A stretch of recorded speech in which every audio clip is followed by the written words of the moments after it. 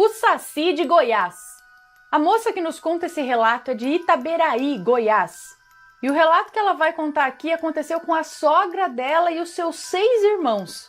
Bom, ela conta que quando eram pequenos, ela e os 6 irmãos trabalhavam em uma plantação de arroz, na fazenda onde eles moravam.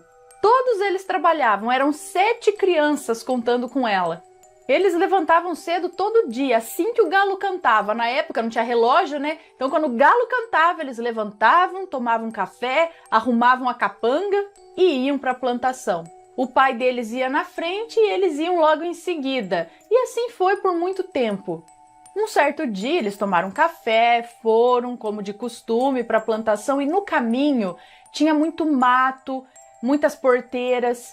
E ela e os irmãos contam que a poucos quilômetros de onde eles trabalhavam tinha uma porteira e muito mato ao lado.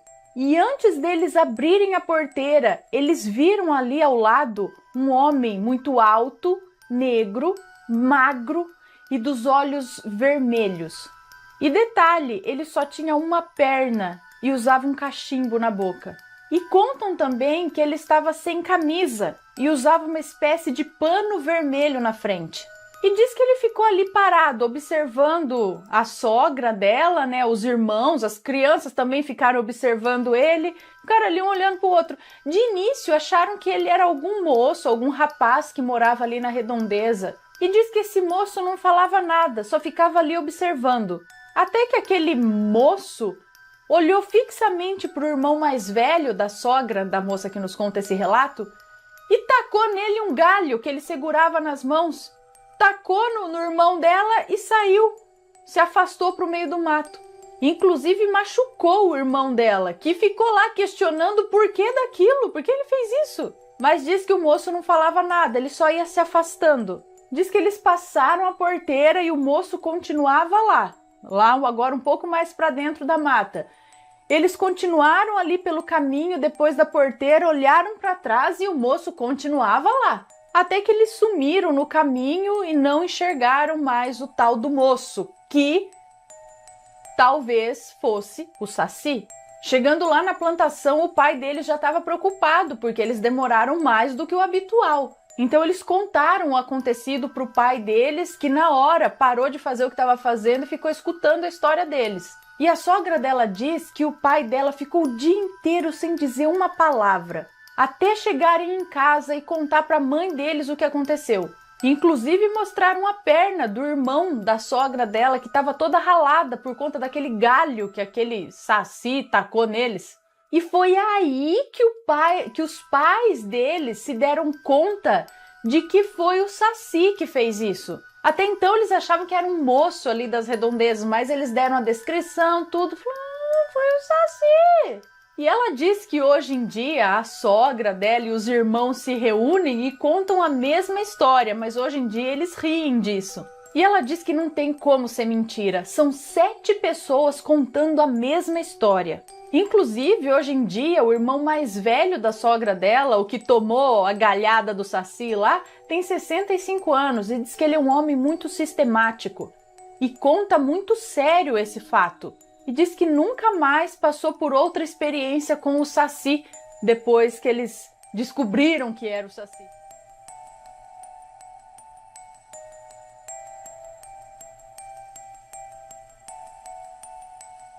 Anjo Herói. Olá, Ana, Matheus e Assombrados. Me chamo Fulana, sou muito fã do canal e aqui me sinto em casa, porque desde pequena eu vejo, ouço e sinto coisas paranormais. Esse é o segundo relato que envio, de muitos que estou escrevendo. Deus abençoe você, sua família e todos que estão assistindo. E bora lá pro relato, pode ficar sussa que não terá nomes, pois não é tão longo assim. Certa tarde, lá pelas 6 horas, eu, com os meus 14 anos, decidi ir à pracinha do meu bairro rural. Amava passear de tardezinha, voltava de noite, porque na minha adolescência gótica e rebelde não me dava bem com os meus pais. Por conta disso, eu chegava da escola e logo depois saía fazer hora na rua. Cheguei, me sentei, como de costume, comecei a ler, as horas passaram. Quando dei por mim, já era 8 horas da noite. Decidi voltar para casa, pois se demorasse mais, ia caçar encrenca com a minha mãe. O caminho de volta demorava uns 8 minutos. Eu morava numa vielinha. Tinha uma pequena escada na entrada da casa, 2 muros baixos que formavam um corredor até a porta de entrada. Assim que adentrei pelo portão, senti um arrepio. Desci as escadas, parei em frente à porta de entrada, chamei logo meu irmão, que tinha 7 anos na época. Ele veio. Até ele abrir demorou uma eternidade, visto que eu já sentia uma vibração ruim. Por azar, tinha uma corrente para reforçar a segurança. Ele ficou lá uns 5 minutos. E esses 5 minutos eu guardo na memória até hoje. Nesse tempo da abertura da porta, eu senti algo me observando. Olhei à minha direita, em direção à escada, e lá estava um ser todo preto, sentado no murinho, meio encurvado. Quando ele percebeu que eu o vi, ele abriu um sorriso maléfico e enorme, que tinha dentes pontiagudos grandes, fora do normal. Eu paralisei. Foi quando senti um vento. Depois, um anjo loiro com uma espada na mão, flutuando alto do chão, passou na minha frente, olhou nos meus olhos e foi em direção àquela criatura. Eu soltei um grito. Então se formou um círculo de luz e o vulto preto fugiu em direção à viela. Já essa luz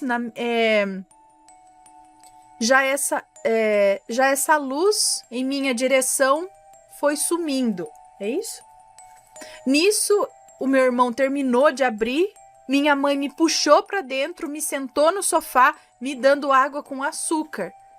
Eu contei tudo a ela, que me disse que deveria ser o meu anjo da guarda. Obrigada por ler meu relato, desculpa pelos erros, estou meio enferrujada para a escrita. Observação, ele tinha até asas, parecido com as imagens do arcanjo Gabriel.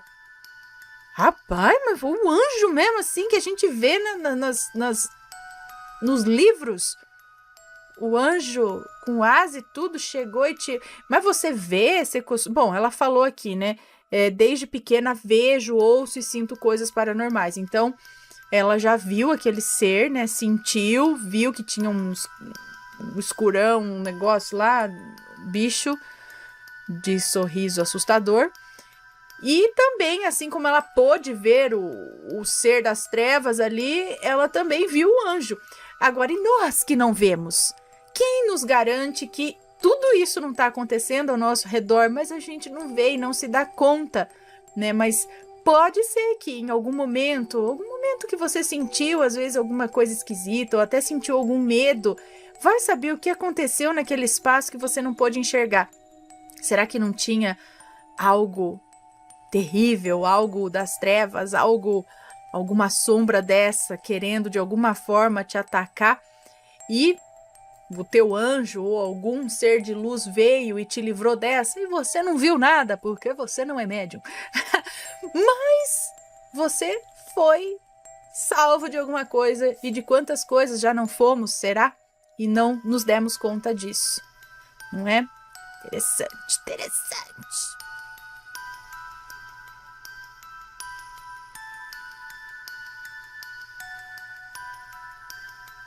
As 3 pedrinhas. Olá, Ana, me chamo Fulana e vim contar o meu relato para vocês. Por volta do ano de 2011, eu tinha 10 anos e desde pequena sou apaixonada por filmes de terror e coisas que envolvem o terror. Nunca tive medo, até isso mudar depois que eu presenciei algo sobrenatural. Já presenciei outras coisas também, que foi totalmente anormal, mas nada que supera esse ocorrido aqui comigo. Bom, era um domingo à tarde e eu estava brincando com os meus irmãos e uns amiguinhos de rua no pátio da minha casa, quando eu tive a brilhante ideia de fazer uma brincadeira de terror. No começo eles ficaram meio com medo, é óbvio, mas concordaram de brincar. Então eu peguei uma revista e cortei uma imagem de uma menina e um menino e falei que era João e Maria. e joguei ketchup nas imagens e coloquei na janela e falei que estavam mortos e que tinha sido a Maria Sangrenta, porque naquela época eu assistia a Lendas Urbanas do Gugu, então eu comecei a assustar o pessoal com isso. Ai, gente.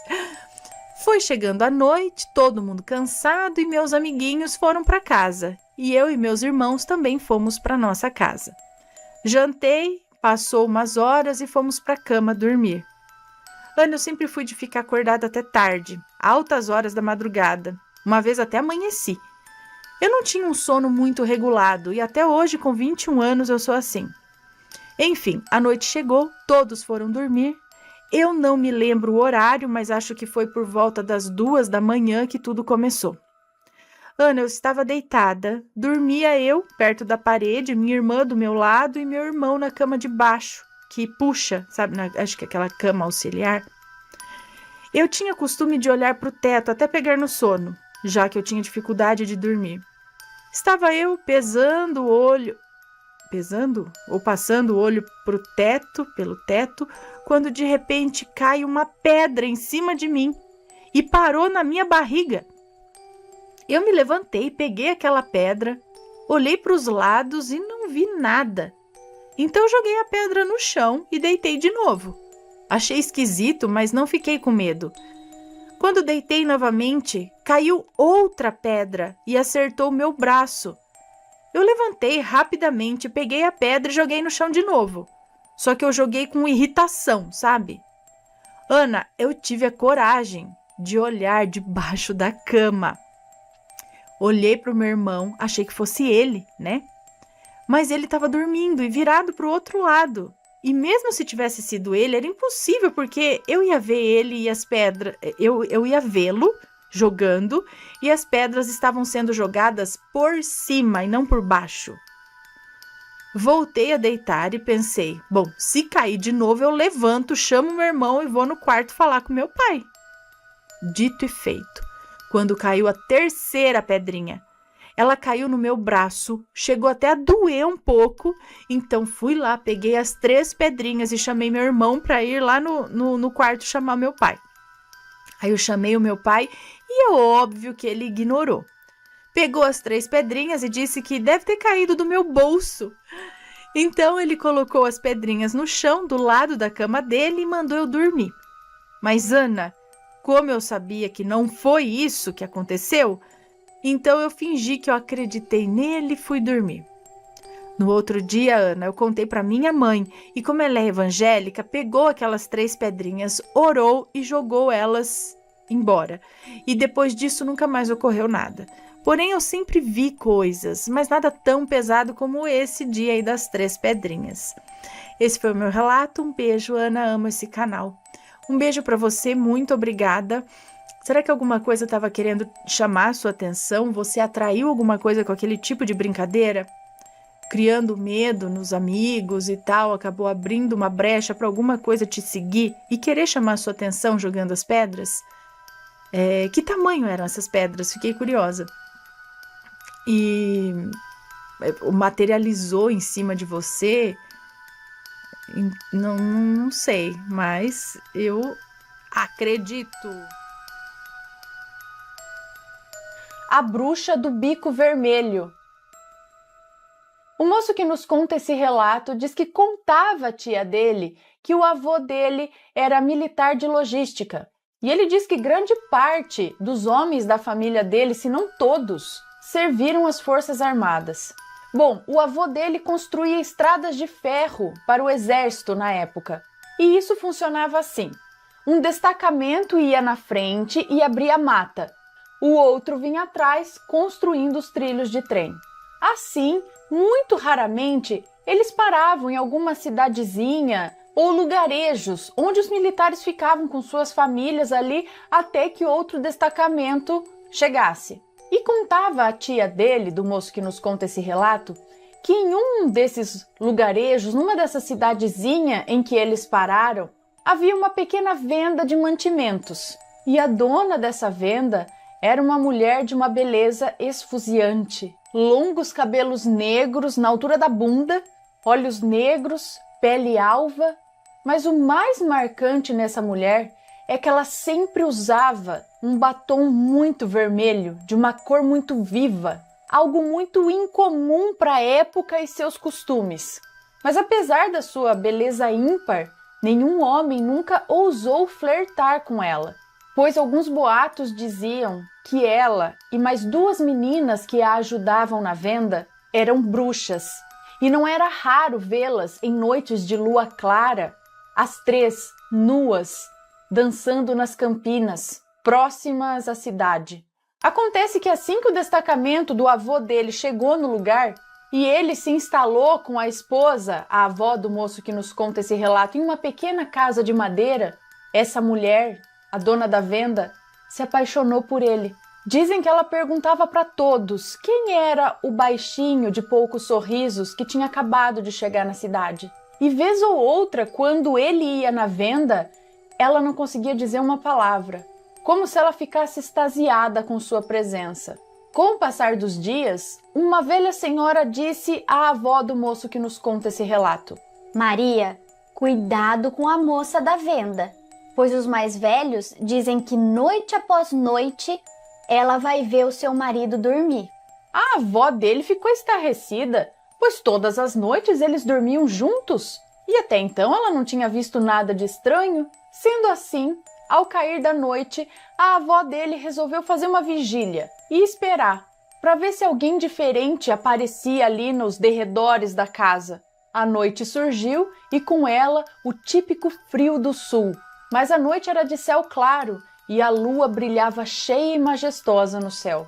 Foi quando no começo da madrugada, quando as lamparinas já não faziam mais muita luz, ela ouviu um barulho no telhado e pelas frestas ela viu um pássaro grande.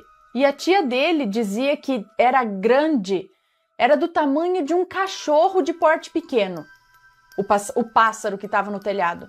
E esse pássaro tinha lindas penas azuladas.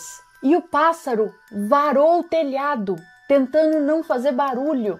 E vagarosamente o pássaro foi até o avô do moço que nos conta esse relato e se aconchegou no peito dele. E foi nesse momento que a avó dele deu um grito e engatilhou a velha garrucha. Com isso, a ave se assustou e lançou voo. E a avó dele pôde reparar que aquele pássaro tinha o bico coberto por um lenço vermelho. Um vermelho da mesma tonalidade do batom que cobria a boca daquela moça da venda. Sem pensar 2 vezes, assim que o pássaro estava próximo ao teto, ela deu um tiro nele. O tiro, dizia a tia do moço que nos conta esse relato, porque na verdade é ela que conta essa história. O tiro não acertou a ave, mas a pólvora que se espalhou pelo ar foi suficiente para arrancar algumas penas do pássaro. Penas que a avó dele recolheu e guardou porque eram lindas, mas que ao clarear do dia, pouco a pouco, tornaram-se negras e longas mechas de cabelo.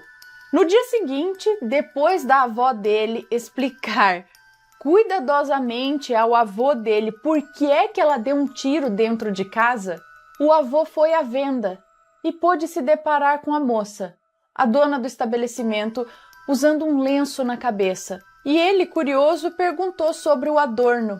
E ela, vagarosamente, com lágrimas nos olhos, removeu o pano, deixando aparecer uma leve falha nos longos cabelos negros. Ele não teve dúvidas do que tinha acontecido e no mesmo dia pediu ao seu comandante que o transferisse de lugar. E assim o comandante fez. Nossa, eu cheguei a ficar com dó dessa bruxa nessa história, coitada. Lembrando aqui para vocês, pessoal, que não existem apenas bruxas más como essas que a gente viu nesses relatos aqui. Aqui eu foquei naquelas bruxas que a gente fala em bruxa, pensa nelas. Mas existem muitas bruxas por aí e muitas que são voltadas apenas para o bem, viu? Existem bruxas e bruxas boas, aquelas que têm consciência, né? As bruxas existem e muitas são boas.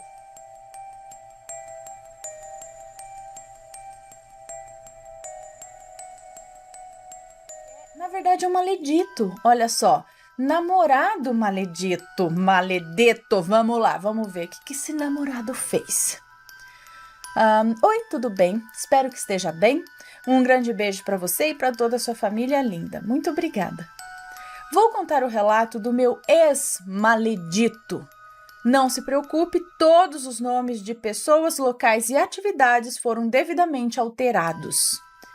Eu fiz umas observações em negrito que é só para você entender, mas essas partes não é para ler no ar, entendeu, pessoal? Então, quando vocês quiserem mandar um relato e quiser deixar uma informação oculta só para eu saber, avisem antes, assim como ela está fazendo, e destaquem de alguma forma, ou deixem em negrito, ou deixa em outra cor, mas só me avisa logo no início do e-mail, que é para eu saber já o que eu faço ali para frente.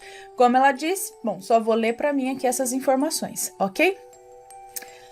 Vamos ao relato, lembrando, tá bom, ela não leia as partes em negrito, ok.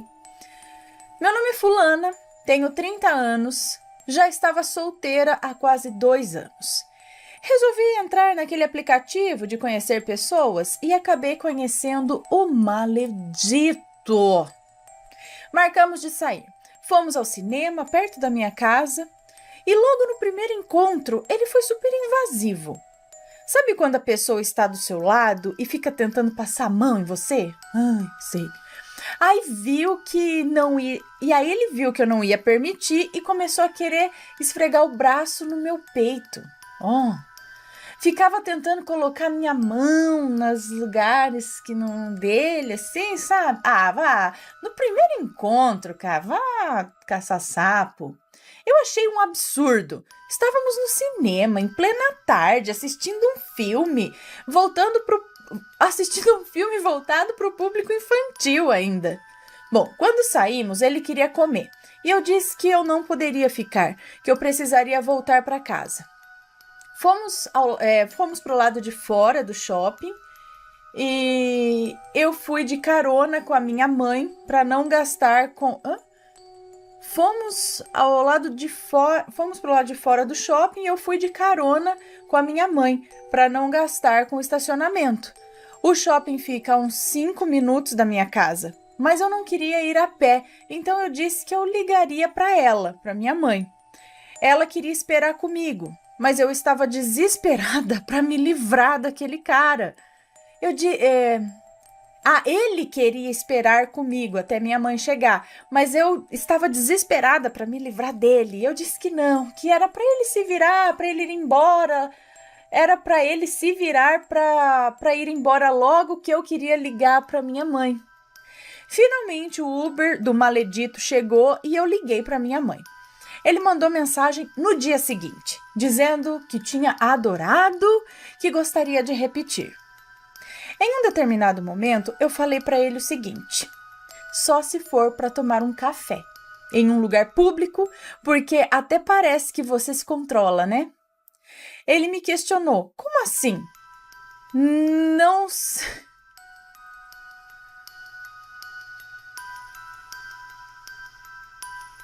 Tá. Não sei o que ela escreveu aqui. Não sei se é porque era burro mesmo, e mais pra frente vocês vão entender, ou se ele tava se fazendo né? Se fazendo de burro. Disse pra ele que ele era incapaz de se controlar, que eu me senti muito mal aquele dia no cinema, que estava claro que eu não queria um contato mais íntimo e ele forçava a barra. Ele ficou espantado, pediu desculpas e continuou mandando mensagens todos os dias. Eu demorava para responder. Na verdade, não sei por que eu ainda respondia. O maledito dizia ser evangélico e também dizia que era perseguido onde trabalhava, em todos os lugares, por isso ele não estava trabalhando. Por isso ele não estava trabalhando e ficava pouco tempo em cada emprego. Porque ele era perseguido em todos os lugares? Como assim? Na época eu fazia aulas de karatê em uma cidade que fica a 120 quilômetros de onde eu moro. Tá.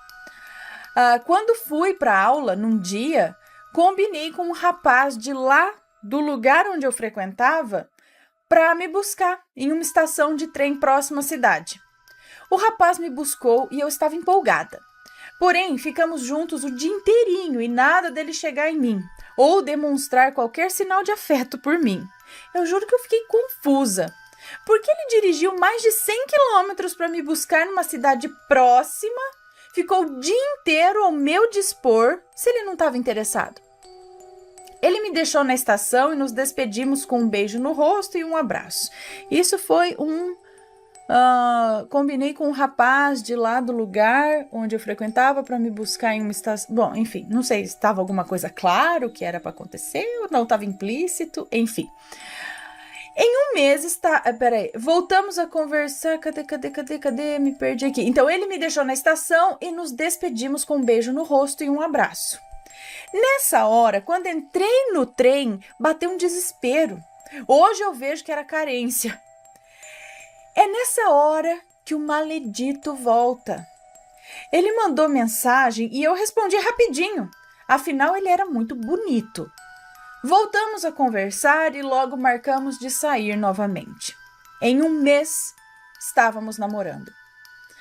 Ele veio em casa, comemorou meu aniversário, fazia surpresas lindas para mim, porém lá no fundo eu sempre desconfiava de algo por parte dele. Era estranho, sabe? Sabe aquela intuição, aquela coisa que vem, grita lá dentro, mas grita abafado, que a gente não sabe, mas que coisa estranha essa daí.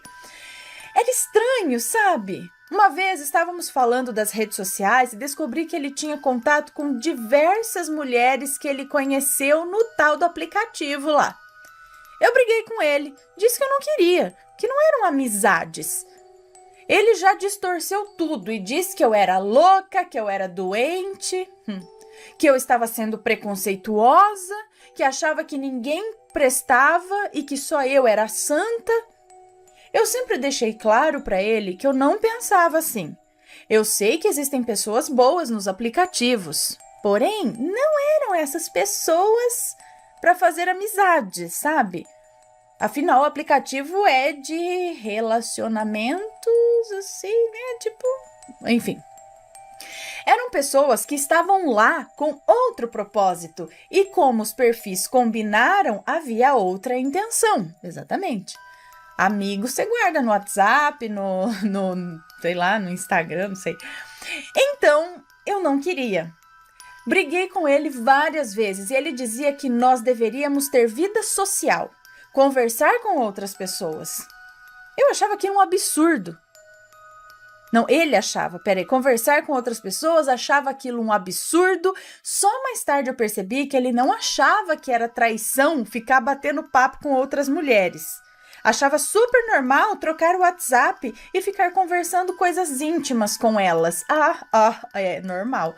Até chamar para sair.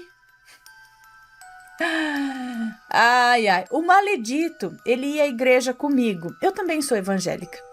Mas sempre notei um comportamento muito estranho nele. Pessoas cristãs, assim, né, que da igreja, eles não se interessam por outras coisas, tipo astrologia, ciganos, essas coisas, sabe? Respeito quem acredita, ela tá dizendo aqui, eu respeito quem acredita. Meu melhor amigo é homossexual e pai de santo.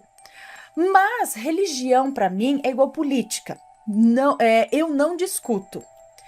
Ele dizia que tínhamos que conhecer tudo, que era bom para podermos nos proteger. Ele vivia adicionando e seguindo videntes, cartomantes, etc. Dizia até que fazia consulta com uma. Questionei se quando ele começou a frequentar a igreja evangélica, ele não tinha aprendido que essas coisas não deveriam ser feitas. Ele, como sempre, distorcia tudo. Lembrando aqui, pessoal, por favor, respeitem, essa é a religião dela, essa é a crença dela, tá? Então, quando a gente pede respeito pra gente, a gente tem que respeitar o outro também, tá? Só um parênteses aqui, porque eu sei que tem gente que vai começar, mas por que isso é errado? Por que não sei o que? Critica. É a crença dela, é a religião dela, deixar ela, tá bom? Bom, a minha desconfiança já estava tão grande que um dia ele estava na sala da minha casa e sempre conversando com milhares de mulheres, achando que isso não era traição. Bom, depende, enfim. Uma determinada vez, fomos a um evento de karatê e minha amiga tinha combinado de me encontrar lá. Só que eu estava sem créditos no celular e ele ofereceu para ligar para ela do dele. Eu aceitei, né? Acredita que ele salvou o nome dela nos contatos? Ela se chama Rosa. Ele salvou como Rosinha. Ele ficava pedindo para seguir ela no Instagram. Ela me contou porque achou natural, uma vez que eles se conheceram por WhatsApp. Contei para ela todas as minhas suspeitas e briguei com ele, dizendo: ele é minha amiga, não sua. Você não tem que ficar adicionando ela. Novamente, eu era a louca, a doente da história. Ela bloqueou ele depois que eu contei isso. Ele foi me buscar em um outro curso que eu fazia. Nessa ocasião, eu dei carona a uma amiga até o metrô. E para minha surpresa, ele adicionou ela também. O cara tem um problema. Foi um contato, de nem 5 minutos. Começou a adicionar várias pessoas que eu conhecia. E sempre falava muito mal do namorado dessas duas amigas para mim. Elas são mulheres lindas, ele falava. E os namorados... não, ele falava não, eu digo. Quer dizer, ela diz, né? Elas são mulheres lindas e os namorados também são bonitos. Mas ele dizia que sabia que eles não prestavam. Até disse assim: nossa, virou vidente, foi? Eu disse, né? Acho que até disse assim: nossa, virou vidente? Como sabe que eles não prestam? Se nem conhece a pessoa. Um belo dia, eu estava deitada no colo dele e fingi estar dormindo. Ele entrou no Instagram e eu memorizei a senha dele. Quando a gente tá desconfiada, filho. Ele entrou no Instagram e eu memorizei a senha dele. Ele seguia um padrão de senha muito óbvio. Quando ele foi embora naquele dia, eu entrei na conta dele. E para minha surpresa, entre aspas, milhares de conversas chamando mulheres para sair, para ir para casa dele. Na hora eu troquei os dados de recuperação da conta. Troquei os dados de recuperação da conta, e-mail e celular, para ele não poder entrar novamente e apagar tudo. Eu fiquei furiosa, mandei uma mensagem imensa, terminando tudo com ele. Eu disse que ele não me faria de palhaça, não, que já tinha visto tudo e que se para ele isso era normal, aquele tipo de conversa, para mim aquilo era inaceitável. Só uma observação aqui, ele morava sozinho, mas eu nunca fui na casa dele. Disse a ele que tinha feito um propósito com Deus e que apesar de não ser virgem, eu só faria sexo depois que eu me casasse. Era isso que eu queria. Ele no começo aceitou. Guarde essa informação, ele aceitou. Ele convidava mulheres de todas as idades para ir na casa dele. Até garotas, tá? Ele dava em cima. E eu peguei nojo dele. Ele me ligou às 7 da manhã, quando viu a mensagem. Ligou chorando, desesperado, e depois de muita conversa, resolvi dar uma chance. Só que nunca voltei a confiar nele. Ele disse que iríamos fazer um Instagram juntos. Foi o que fizemos. Ele adicionou os amigos dele e eu adicionei os meus mais próximos. Descobri algumas mulheres do aplicativo de namoro e excluí na hora. Ele nem questionou. Só que o comportamento dele passou agora para o Facebook. Ele tinha raiva porque mesmo com 4.000 amigos, ele nunca achou nada a respeito de mim. Nada errado, né? Não achou nada de mim. Já ele, com apenas 20 amigos, era uma desgraça. Adicionava várias pessoas que conhecemos.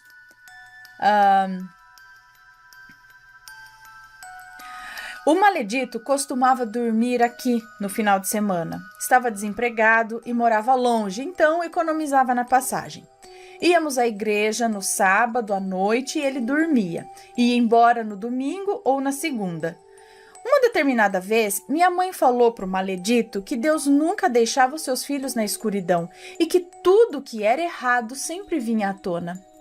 Ele olhou com deboche para minha mãe e ela questionou: "Por que, João? Não acredita?" Ele respondeu bem ironicamente: "Claro, dona Célia, acredito." Mas o tom de deboche era visível. Na época, estava reformando o meu quarto e como meu irmão já tinha se casado, mas quando meu irmão já tinha se casado, fazia um tempo, o quarto dele ficou vazio. Então eu resolvi fazer um closet lá. Comprei 2 guarda-roupas e queria mudar do meu quarto para lá, assim ficarem todos os armários juntos, né? O maledito disse, vamos fazer isso juntos. Não precisa gastar dinheiro com montador. Bom, aí, né, então, a tonta aqui acreditou e aceitou a ajuda. Era melhor que tivesse pago alguém para fazer isso. O guarda-roupas é antigo, madeira mesmo, sabe? Pesado. Desmontamos tudo e na hora de montar, ele não conseguia. Começou a ficar nervoso e começou a querer montar na base da pancada, sabe? Graças a Deus que era um guarda-roupas bom, senão não ia aguentar, ia quebrar. Mesmo assim, ele estragou muito meu guarda-roupas. Eu fiquei com ódio dele e ele brigava comigo porque eu não tinha forças para aguentar o guarda-roupas. Meu pai veio na hora ver o que estava acontecendo. Ele meteu o rabinho entre as pernas. Ele e meu pai montaram. Meu pai disse que ele queria fazer de qualquer jeito. Quando reclamei das partes que quebraram, ele ficou bravo e ainda deu a entender que, como tinha feito de graça, poderia fazer qualquer porcaria, que eu tinha que ficar quieta e não reclamar. Alguns dias se passaram. Eu também estava sem emprego fixo, eu sou autônoma.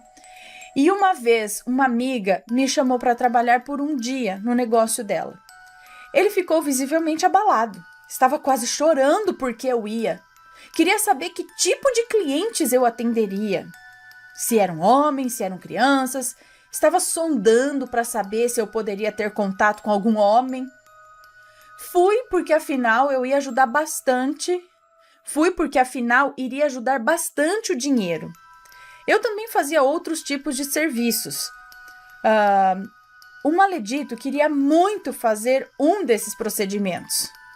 E numa determinada vez, atendi 6 pessoas de uma só vez e sobrou produto. Na hora, pensei bem.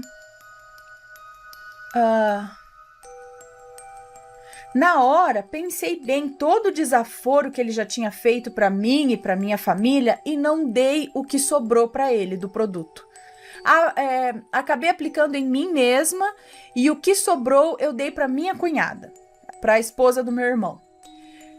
Fiz bem, porque estaria arrependida até hoje se tivesse dado algo tão caro a ele. Acabei fazendo um outro procedimento bem mais simples, só para tapear, mas lavei a alma. Usei os produtos sem dó. E ainda brigava com ele quando chorava. Peraí, usou nele ou não usou? Peraí, fiz bem porque estaria arrependida até hoje. Fiz bem se tivesse dado algo tão caro. Acabei fazendo um outro procedimento bem mais simples só para tapear. Um outro procedimento nele. Acabei fazendo um outro procedimento nele bem mais simples só para tapear. Mas eu lavei a alma. Ele sentia dor. Dei as injeções sem dó e ainda brigava com ele quando chorava de dor. Eu dizia, uai, você não é homem? Aguenta? Eu não fiz doer de propósito, é claro, mas confesso que não fiz com aquele cuidado que eu faço na minha mãe, sabe? Na reforma do meu quarto, queria pintar as paredes, mudar a decoração e ele se ofereceu para passar massa na parede. A burra aqui, mesmo lembrando do guarda-roupas, aceitou. Ele veio num dia da semana para passar massa e dizia que precisava ir para casa naquele mesmo dia. Fez tudo correndo, tudo de qualquer jeito. Encheu a parede de massa e na hora dele se trocar e tomar banho, eu falei para ele, use o banheiro lá de baixo, porque é mais fácil de limpar e minha mãe vai lavar ele amanhã. Minha mãe vai lavar aquele banheiro amanhã. Esse banheiro daqui ela lavou ontem. E aí ele achou ruim, reclamou. Eu disse pra ele que ele não ia tomar banho lá em cima e ponto final. Porque ele tava todo sujo, ia sujar o banheiro por causa da massa. Era pra ir lá embaixo, porque o banheiro era bom também. O chuveiro funcionava perfeitamente bem, não tinha motivos pra reclamar. Naquele dia, ele nem esperou minha mãe voltar do mercado para levá-lo até a estação de trem. Chamou um Uber e saiu correndo. Eu disse para ele que sabia que ele estava com pressa porque com certeza iria se encontrar com alguém. Ele simplesmente me acusou de ser doida, mas não justificou a pressa dele. Quando meu pai viu o que ele tinha feito, disse que ia matar o maledito. Meu pai depois ficou horas lixando a minha parede para pintar. Ele fez tudo de qualquer jeito, querendo acabar na pressa. Deixou o banheiro um nojo. Parece que sujou tudo de propósito, sabe? Nossa, ficou com raiva porque eu não deixei ele tomar banho no banheiro que ele queria. Quando chegou em casa, perguntou se meu pai tinha dito algo sobre o trabalho dele. Aí eu disse que ele apenas reclamou da sujeira e que tinha tirado grande parte da massa que ainda estava molhada e saiu bem fácil, pois ele tinha feito errado. Ele mandou uma carinha rindo e disse que não estava errado, era só lixar depois. Jamais daria o braço a torcer, né? E falaria que o meu pai gastou horas nisso. Mesmo tirando de verdade quando estava molhado, deu trabalho. Alguns dias depois, fomos à igreja e o pastor falou o seguinte: irmãos, não procurem nada, porque Deus trará até vocês. Coisa errada não fica oculta. A sujeira não fica para sempre debaixo do tapete. Aí ele olhou cinicamente para mim e para minha mãe. Naquele fim de semana, foi tudo normal. Fomos à igreja, ele dormiu em casa e foi embora domingo. Uns dias antes, havia questionado ele com relação a uma mulher que apareceu na página dele. Ele disse que haviam trabalhado juntos e eu apenas disse ok. Mas é claro, com aquele histórico, né? Eu fiquei com a pulga atrás da orelha. 2 ou 3 dias depois, essa menina sumiu da página dele. Sem eu nem perguntar, ele veio falando que havia bloqueado a menina porque ela havia se tornado uma pessoa arrogante. Na hora, já imaginava o que tinha acontecido. Dito e feito, eu recebi uma solicitação de mensagem no Facebook e no Instagram, no meu particular, e a menina dizia: cuidado com o João, ele é um safado, ele deu em cima de mim e eu briguei com ele. Até me bloqueou com medo. Na hora, eu chamei ela e perguntei: oi, você poderia me mostrar o que aconteceu? Teria prints? E ela disse: não, deixa pra lá. Aí contei toda a história pra ela e até o que ele tinha dito dela. A menina ficou com raiva porque ele a ofendeu e me mandou os prints. Mandei tudo para ele. Ainda assim, ele não assumia o erro. Ele conversava com ela, dizia que estava namorando, mas que eu era possessiva. Convidou ela para ir à casa dele. Ela, se dando ao respeito, brigou e disse que não precisava sair com um homem comprometido. Ele ficou todo nervosinho. Que Deus te abençoe, seja feliz, querida. E bloqueou ela. Tirei o chapéu para essa garota. Ela realmente pensou no próximo e foi muito honesta e sincera. Mandei tudo para ele. Ele disse que ela havia manipulado a conversa, que ele disse que eu estaria junto com ele quando ela fosse visitar. Claro que não acreditava em mais nada do que ele dizia. Falei que o que mais me deixava chateada era ele não assumir que tinha feito besteira e não achar que aquilo era traição. Depois desse dia, mal nos falamos. Aí descobri que ele tinha feito um Instagram só dele e já tinha adicionado várias pessoas. Mostrei a ele. Ele, com mania de perseguição, achou que alguém tinha me contado. Burro! Nem sabe que o Instagram dá sugestões? Bom, terminei com ele, fiquei furiosa. Ele não queria assumir que estava errado, não respondia nada, apenas falava ok como quiser. Coloque minhas coisas na sacola, coloque também tal coisa, seja feliz, eu te abençoo. Disse que ele não era ninguém para me abençoar e que essa bênção eu dispensava. Empacotei as coisas dele e até hoje não veio buscar. Depois que terminamos, o excluí de tudo, bloqueei. Minha mãe manteve no Facebook para observar o que ele ia fazer, para dar aquela stalkeadinha. Chamou a minha amiga, aquela do curso da carona de 5 minutos. Chamou a minha amiga, porque sabia que se chamasse a outra ia levar, né?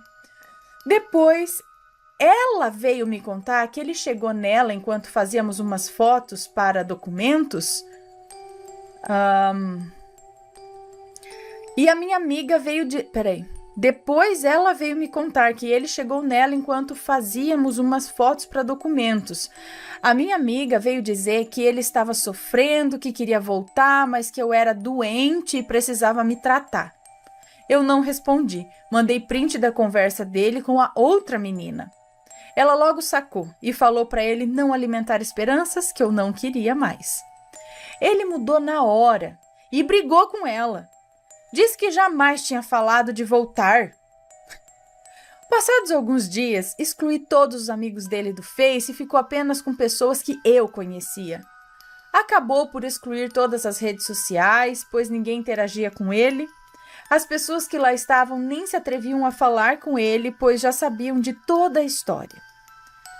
Desculpa, eu sei que o relato está imenso, mas eu tô tão aliviada. A melhor parte vem agora. Quando ele saiu da minha vida, resolvi arrumar e investir no meu quarto. Quando estávamos juntos, ele questionava por que eu gastava o meu dinheiro. Queria que levasse ele para sair, sabe? Jantar fora. Ele queria isso. Então, eu sempre escondia o quanto eu ganhava, que ele meio que ficava de zóio. Nessa arrumação, encontrei várias almofadinhas com alfinetes. Olha, eu tenho muita coisa mesmo, mas eu sei quando algo não é meu. Logo que ele foi embora, comecei a me sentir mal, mas estava decidida a não voltar com ele. O maledito sempre dormiu no outro quarto, e aí eu resolvi revirar os meus guarda-roupas. Achei várias dessas almofadinhas. Perguntei a um amigo, e ele disse que aquilo tinha cara de voodoo. Achei muito estranho. Lembrei que estava em processo seletivo e logo depois que o maledito orou, entre aspas, por mim, eu fui muito mal. Estava mal no dia da dinâmica de grupo e fui desclassificada. Eu chorei muito. Quando encontrei essas coisas, vi a data da minha dinâmica escrita numa dessas almofadinhas. Nem contei para minha mãe. Simplesmente levei tudo na igreja, falei com o pastor, oramos e aquilo foi tudo jogado no lixo. Hoje eu me sinto melhor. Não tenho mais aquela energia carregada. Esvaziei cada cantinho dos lugares onde ele tinha acesso em casa. Até o quarto da minha avó, que fica do outro lado da casa, eu olhei tudo. Depois disso, paramos de ficar doentes. Começamos a ficar doentes quando ele começou a frequentar nossa casa. Graças a Deus, essa experiência terrível durou apenas 3 meses, mas parece que foram 3 anos. Hoje eu estou muito bem, trabalhando no emprego que o maledito não queria que eu tivesse. Estou noiva e me caso no fim do ano. Vou mudar de país. Desculpe se o relato ficou grande, mas precisava desse desabafo. Fico feliz por você dar esse espaço. E mulheres, lembrem-se. Se o cara fica te diminuindo, falando que você é louca e que você nunca vai encontrar alguém como ele que te ature, sai fora. Você merece mais. Obrigada por ter contado o meu relato e muitos beijos para você. Um beijo para você, muito obrigada. Então, peraí. Depois de tudo isso, ele ajudou a montar os guarda-roupas e tal. Você encontrou várias almofadinhas com agulhas enfiadas, e numa dessas almofadinhas tinha justamente uma data escrita, e era a data onde você faria uma espécie de uma dinâmica, tipo uma entrevista para ser admitida, o que é? Num emprego, num curso, não sei. E acabou sendo desclassificada. Um processo seletivo. Esse cara deve ter feito alguma coisa aí. Qual que era o objetivo dele, hein? Porque parece que não tinha muito amor ali da parte dele, não. E o que? Ele tava querendo o quê? Se aproveitar de você, de alguma forma? Cara, é meio... Gente do céu. Ai, por isso, gente, quando vocês começarem a perceber um comportamento... Olha, já não era para ter passado... No primeiro dia já notou o comportamento que não foi muito legal, né, do cara. O cara já se mostrou que não foi muito legal no primeiro encontro. Então, a gente deve ficar sempre atento. E quanto antes cortar esse tipo de relação, que não era legal. Porque assim, o ciúme excessivo não é legal, sabe? Você ficar cobrando daqui com ciúme de lá. Tem que ter confiança. E não dar motivos também. Ai, gente, o que é isso? Tá no relacionamento e tá lá, nos aplicativos de relacionamento. É normal, amizade. Então você precisa arranjar uma amizade a cada 5 minutos na esquina e com mulheres ainda, né? Esse irmão desse, filho, pensa que engana quem?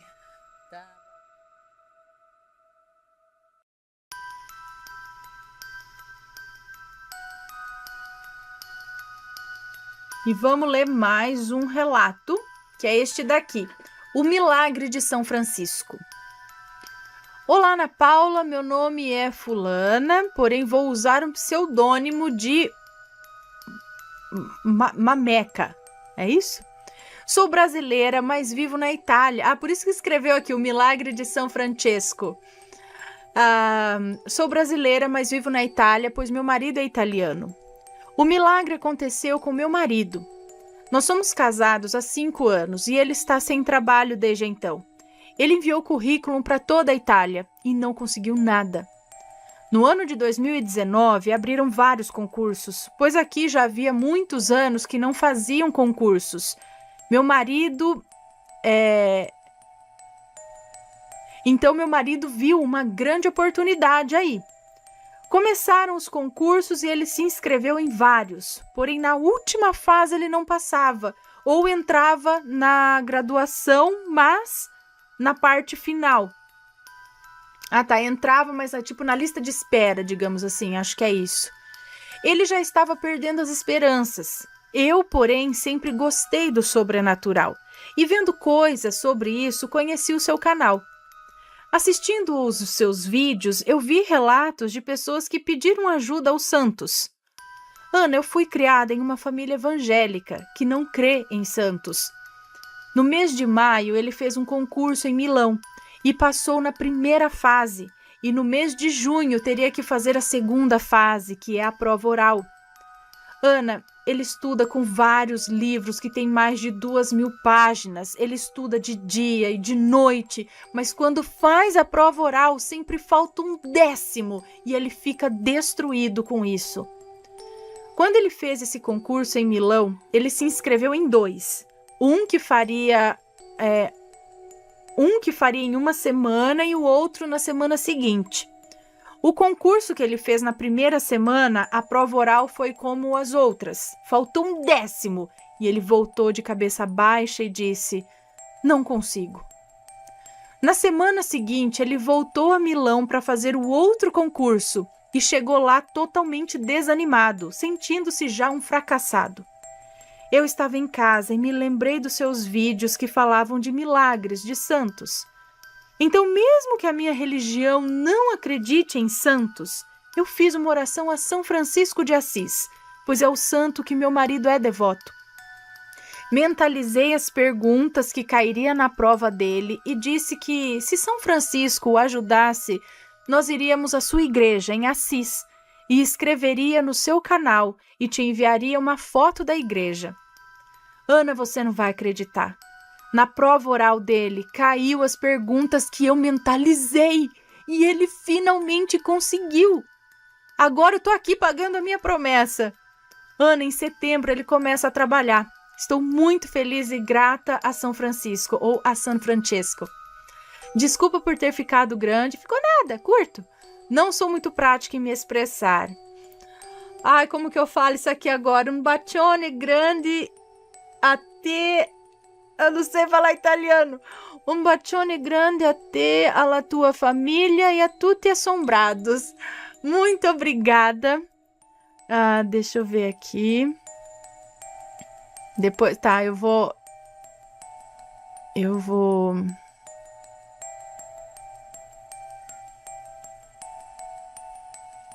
ver a foto da igreja.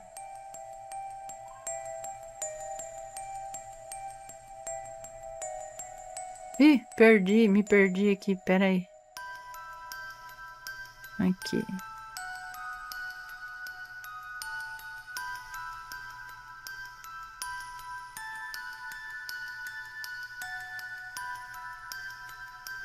Tá, depois eu pego aqui pra eu abrir.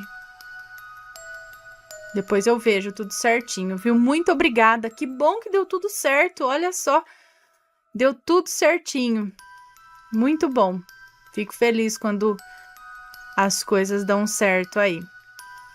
São Francisco de Assis.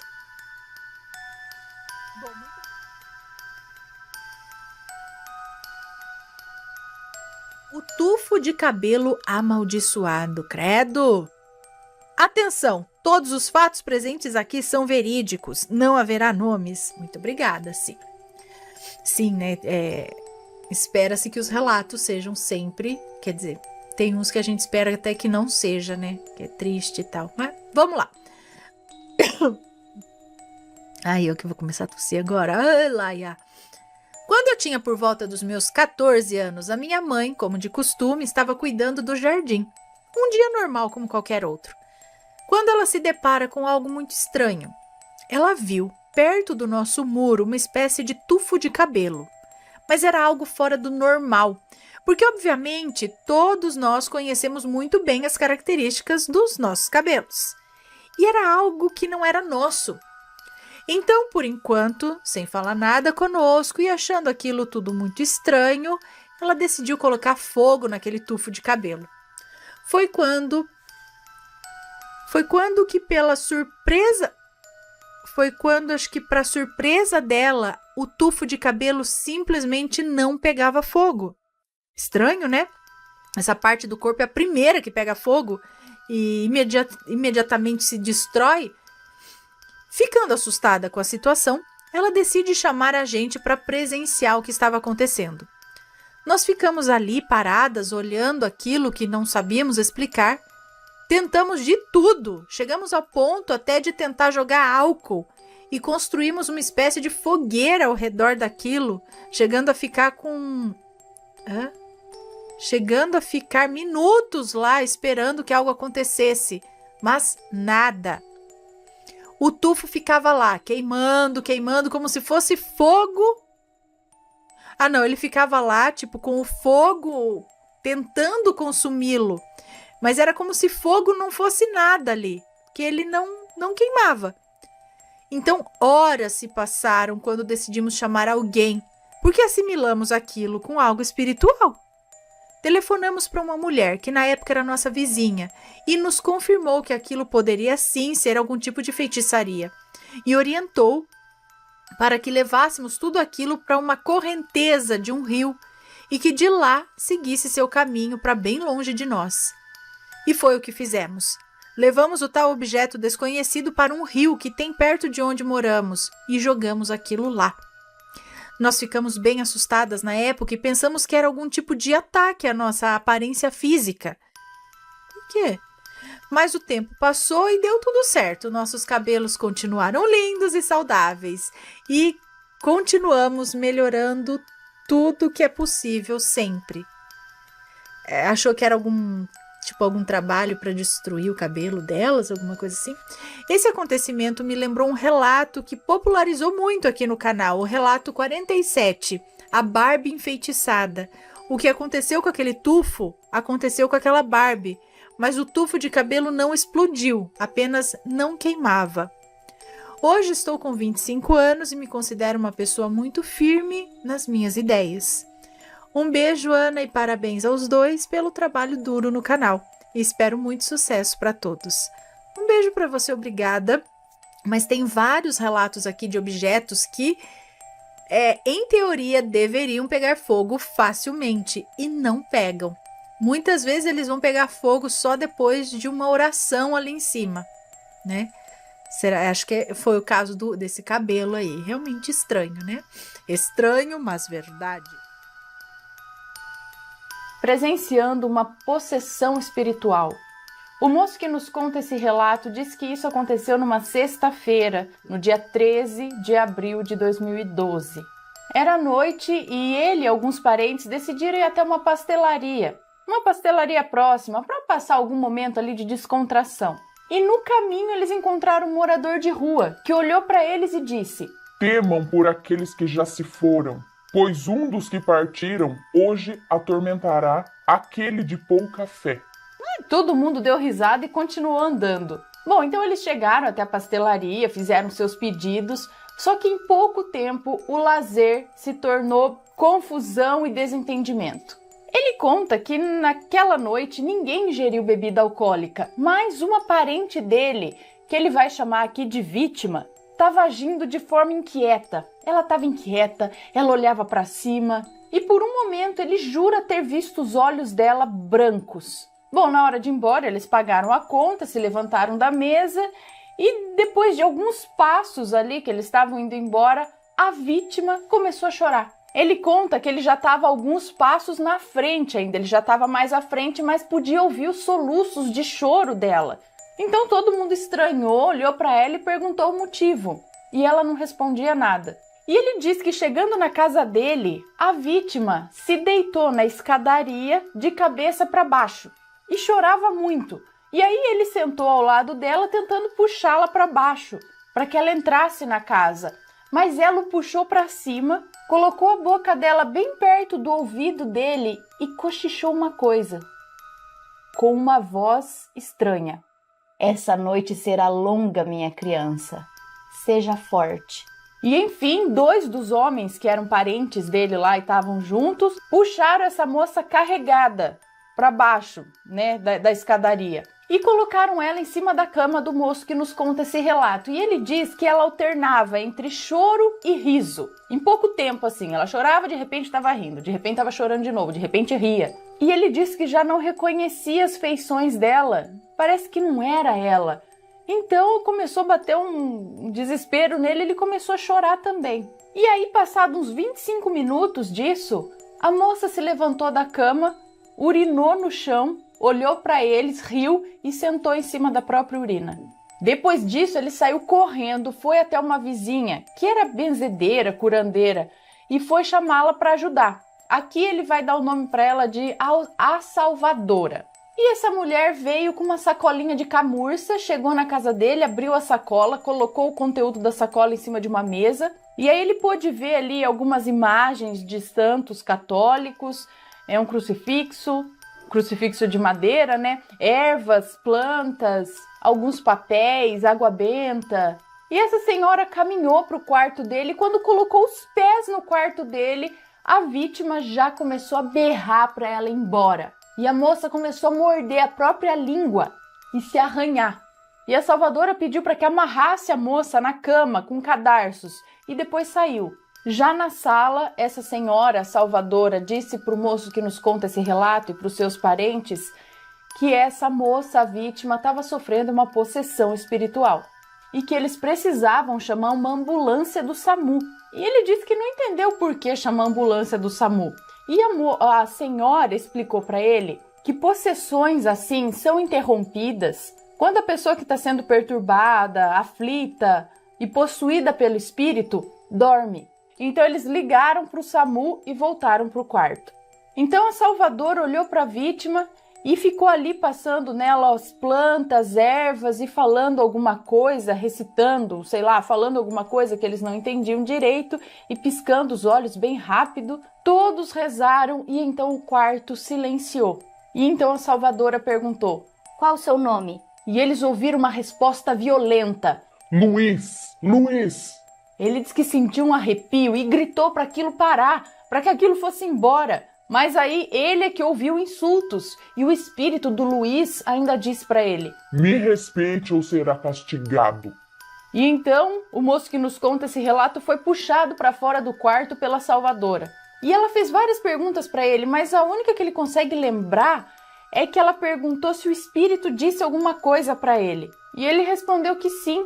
Disse, naquele momento na escadaria, o espírito disse para ele ser forte. Na verdade, a vítima, né? Ele não sabia o espírito, a vítima, mas a moça disse para ele lá no ouvido dele que era para ele ser forte e que a noite ia ser longa. A velha curandeira então disse que naquele momento provavelmente foi um anjo da guarda avisando que a família dele estaria guardada e que aquilo foi um teste de fé para todo mundo e que Deus estaria todo o tempo ao lado deles. E ele disse que aquilo trouxe uma paz para ele que o dominou. E ele ficou confiante de que aquilo ia acabar logo. Passou mais ou menos 1 hora e a ambulância chegou e perguntaram o que estava acontecendo. Então a senhora lá, a salvadora, inventou uma história pedindo para que eles fizessem a moça dormir com alguma droga. E então os médicos a colocaram dentro da ambulância e nesse momento a moça virou olhar para ele, para o moço que nos conta esse relato, através da janela do veículo. E ele conta que encarou aquele olhar de volta e percebeu que o espírito estava com raiva. Fecharam a ambulância e levaram a vítima. No dia seguinte, todo mundo da família dele que presenciou o ocorrido combinaram de não tocar no assunto, fingir que foi tudo um sonho. E na manhã de sábado trouxeram a vítima para a casa de uma outra parente dele. E ela ainda estava dormindo. E quando ela acordou, cumprimentou todo mundo normalmente e a salvadora disse que ela não ia se lembrar de nada. Mas ele, o moço que nos conta esse relato, diz que nunca vai esquecer o que aconteceu aquela noite. Está gostando dos relatos no Reverso Assombrado? Então não se esqueça de deixar o seu like. E é claro, se ainda não for inscrito, se inscreva.